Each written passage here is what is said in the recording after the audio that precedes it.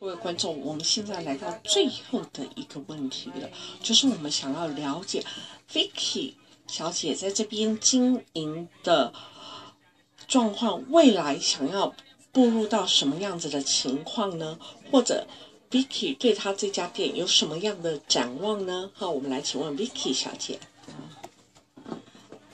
Dito po sa business namin, wish ko lang din po na mas marami pang pumasok na mga Pilipino para syempre po tulad na yung mga Pilipino na nagnegosyo dito, mas mapapabilis po yung laki ng income namin kung syempre po mas marami pang tumatangkilik ng mga Pilipino.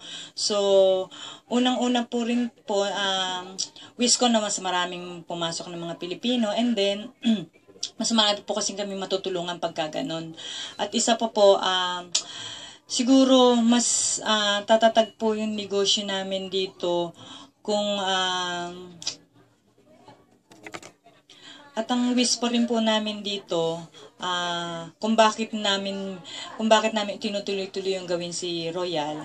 Dahil unang-una po, si Royal po pwedeng sa Pilipinas, pwede po sa iba-ibang bansa, Singapore, Dubai, Malaysia.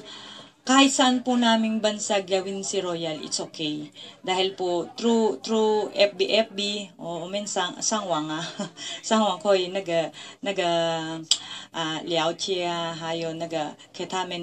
present our business through FB. So, naisipan po namin na ituloy-tuloy ito dahil mas madali para sa amin na gawin ito dahil through FB lang nagagawa namin. And then sa Pilipinas, marami rin pong mga branch sa Pilipinas, so madali po namin na nagagawa ang negosyo.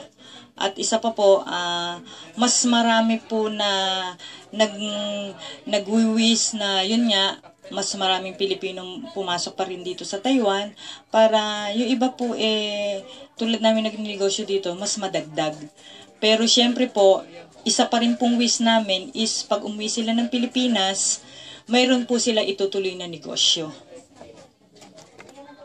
好，各位观众，我们今天呢，很谢谢 Vicky 小姐为我们对她的店面做的解说。那各位观众，您有了解到，有愿意来这家店来看看吗？记得哦，在台北市的晴光商圈这边，好是各位观众，我们现在来到节目的尾声了。